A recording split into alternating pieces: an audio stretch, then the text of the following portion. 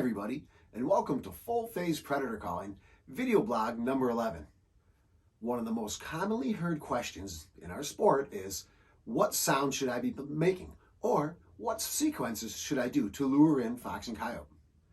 It's a valid question because calling is the essence of our sport. It really requires some discussion. And in this blog, I'm going to talk about cold calling and hot calling.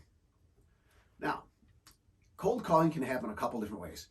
The first way is perhaps it's a new property for you. You've never been there before. Perhaps a landowner told you they've seen fox or coyotes, so you're going to go there. Okay, it's a quiet night, nothing's happening, and you're going to start with some sort of sounds.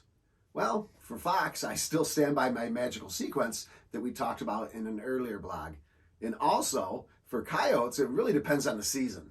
Okay, early season, that strategy we talked about earlier in another blog, that was awesome.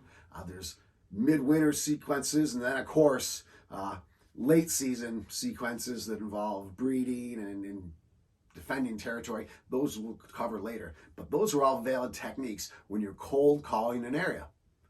Cold calling can also happen if you've already been to a farm, even several times, but on this particular visit all is quiet.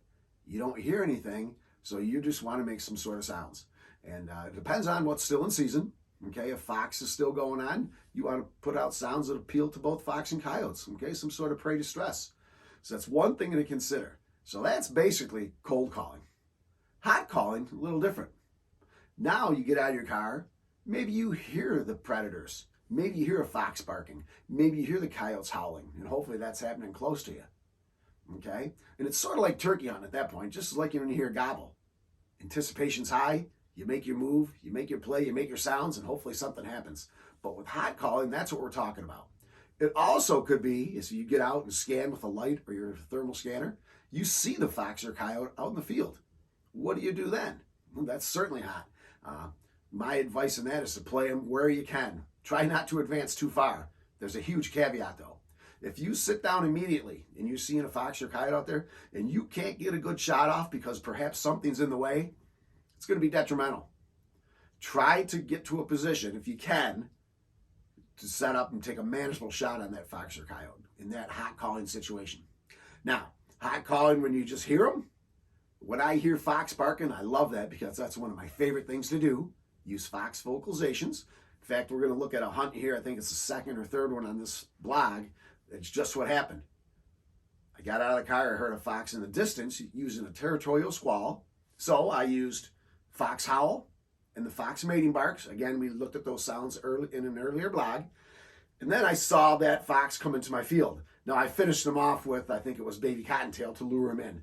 But the initial, the hot aspect of it was the vocalizations back and forth. That was pretty neat. Same thing with a coyote. If they're howling or barking, that's instant game on. Make your play. Use your favorite vocalizations. Everybody has their own, but try to do something to get them in. So that sort of explains the difference between hot and cold.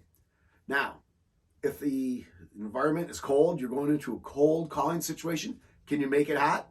Sure can. Again, it's sort of like turkey hunting. How do you make that tom turkey gobble?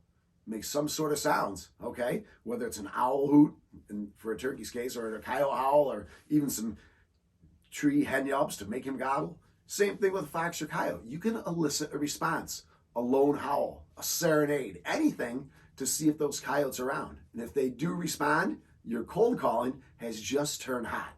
So it's just a little bit of mindset going into your setups. Try it for the rest of this winter. The first video we're going to look at was definitely a cold calling situation. I drove by this property earlier in the day, and to my delight, the corn was just cut. So I was excited. I hadn't been there all season. So later that evening, I showed up and went there. I forget what time it was. It's on the stats that I'll show you. But anyhow, this property has fox, coyotes, grays, reds. It's got it all. I set up. I played my sounds.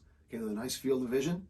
Over my left, I think it was the baby cottontail initially. Again, I was just peeling to the stomach. Fox came right out. Now, it happened really quick, so I didn't get much footage. But you can see I laid down a nice shot on this fox that came in with a cold calling situation. Check it out.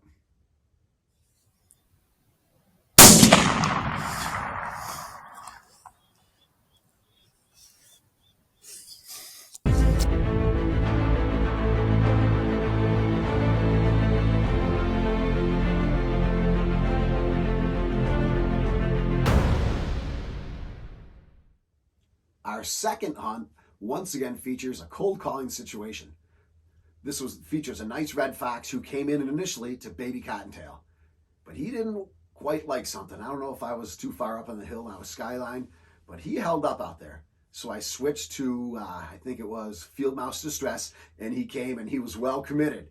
And I was using my night vision scope on this one, my ATN, and it gave some pretty good footage of this fox. Let's check it out.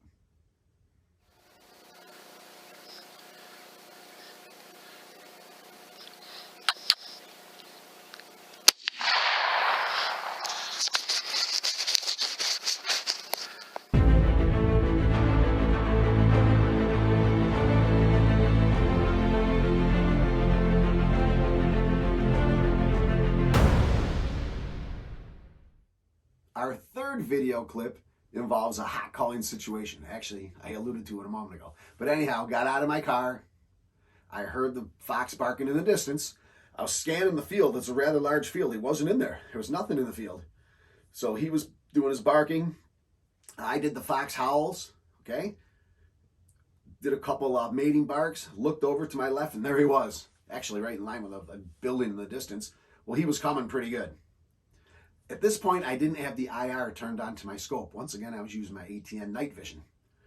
I tracked him, and I said, well, I better get the light on. Turn that light on, and as soon as I did, he scrammed out of there. He was actually coming over a knoll. He ducked down below it. You're not going to see it in this short clip. I'll try to get it up on the other site. Anyhow, I wasn't going to let him go. I scanned. There he was out in the distance, and I took a really nice shot with the 204. Enjoy the clip.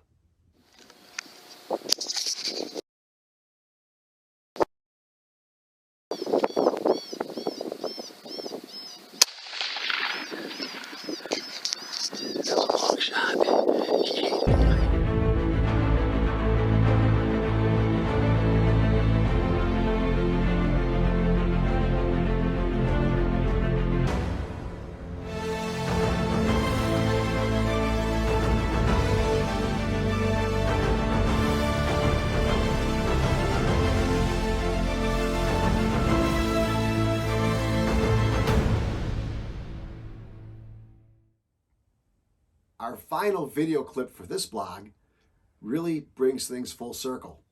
It was a hot calling stand. I didn't hear a fox or coyote as I came in. I actually saw one. I got out of the car, scanned the area with the thermal scanner. To the right, I saw some deer. I actually like that because I can adjust the focus and get things nice and crisp. When I looked to the left, there was a fox up on the hill. He's pretty close, within 100 yards. I didn't want to advance. I stayed right there. In fact, I hardly wanted to move. So I just set my chair down, put my bipod, which was now a monopod, on top of the chair, and I was calling this critter in from the standing position. I put my X2S on the ground and put field mouse distress. That seems to be my go-to coaxer these days. So I was shaking like crazy. I wasn't stable at all. I put it on, and the fox came right down the hill right to me. I had the CZ204, which has that reverse safety, so naturally that was on when I tried to shoot the first time. Remembered to click that off, and then I made a lethal shot. So again, it was just a prime example of a hot calling stand. I hope you enjoy the film clip.